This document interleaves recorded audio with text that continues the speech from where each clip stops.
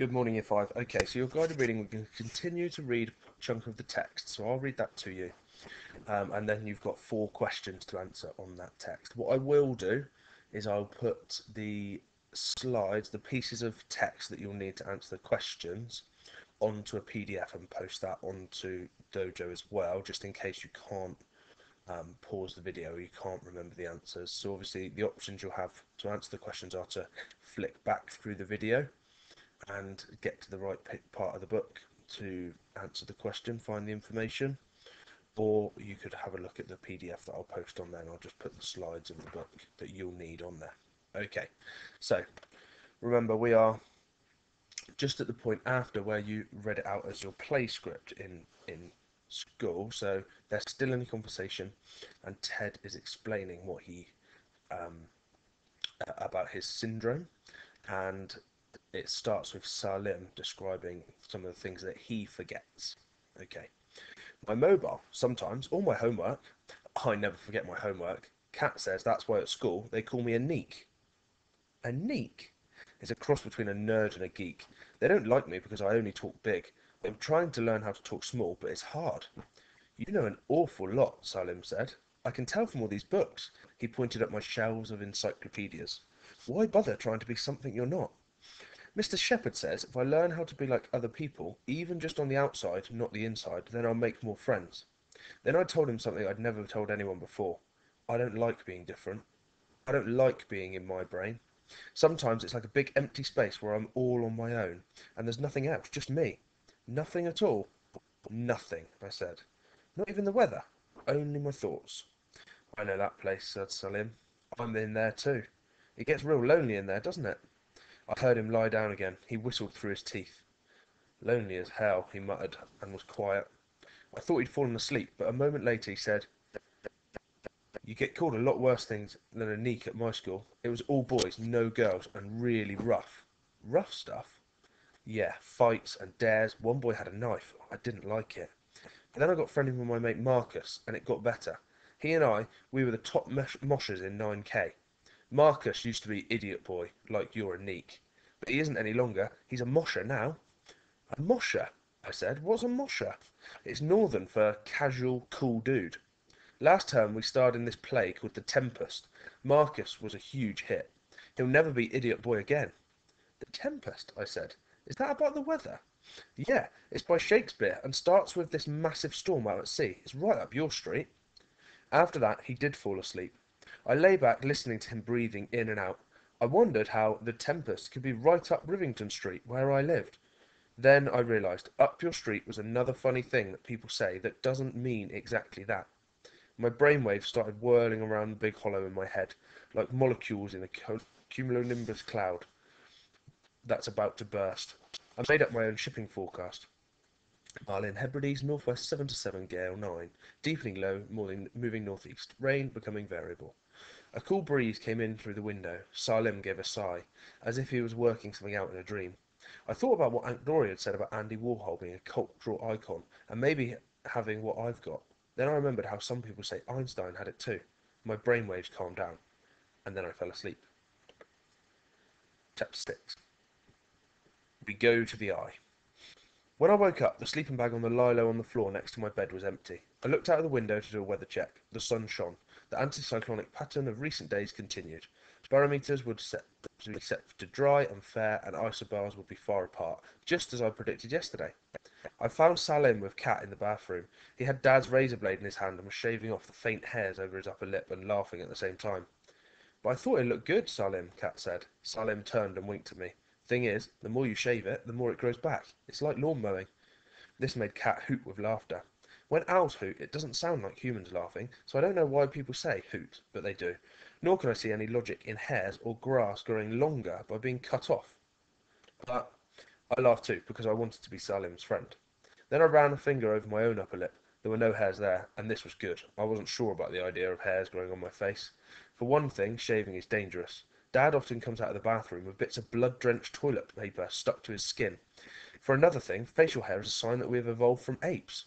And when you remember that we evolved from apes, you have to admit how limited human intelligence is mostly. Then we had breakfast. I had 43 shreddies. Cat had toast, and Salim started on a bowl of cornflakes but didn't finish it.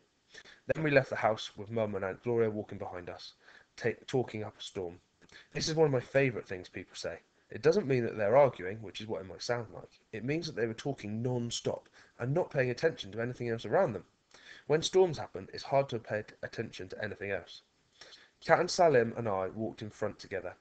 I was on the side nearest the curb, hopping across the cracks in the paving stones and around the lamppost with my hands in my pockets, which is how I like to walk best when I'm with other people.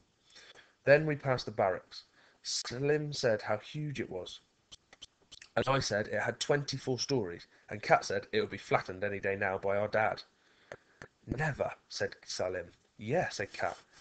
Why has it got to go? Dad said it's full of drugs and needles and depressed people. And cockroaches.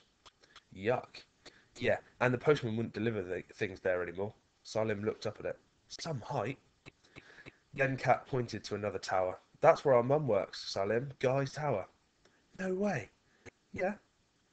The tower was silver and tall, and I could see Salim was impressed with London, because he looked at the tall buildings with his eyes wide open, and his mouth open. Then we had to go down onto the tube. Cat and Salim sat next to each other, and I sat 2 seats down between two strangers.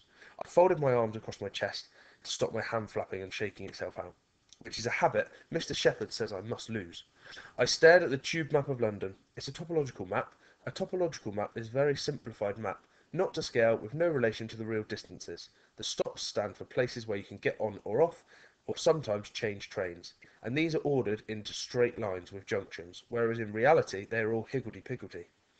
If I'd been next to Salim, I would have talked about different kinds of map, and explained how topological maps should never be confused with topographical maps.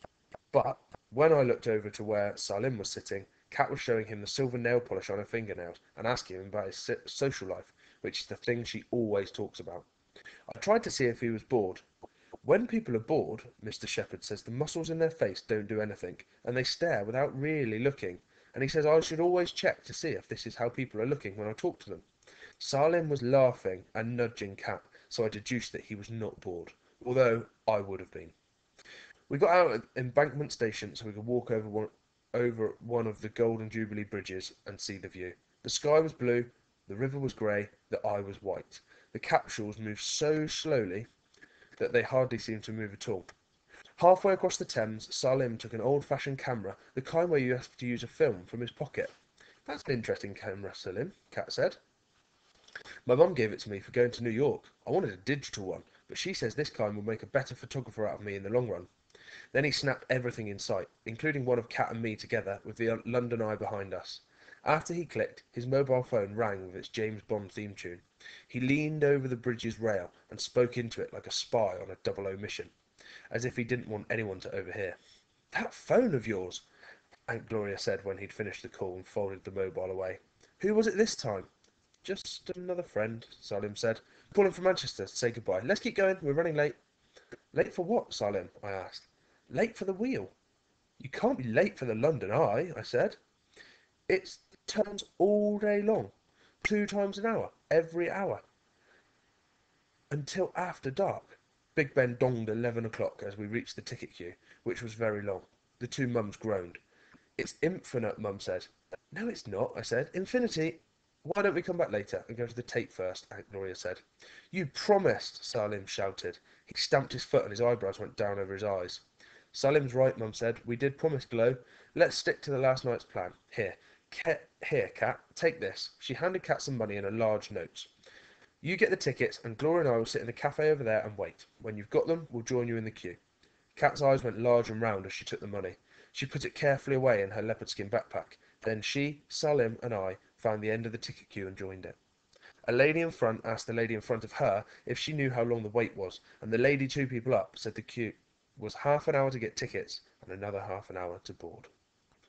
Okay, so here are your questions that I'd like you to have a look at, and all the answers are in the text. Okay, so what 2 signs does Ted look for to see if someone is bored? Okay, so he talks about a conversation in there with his teacher.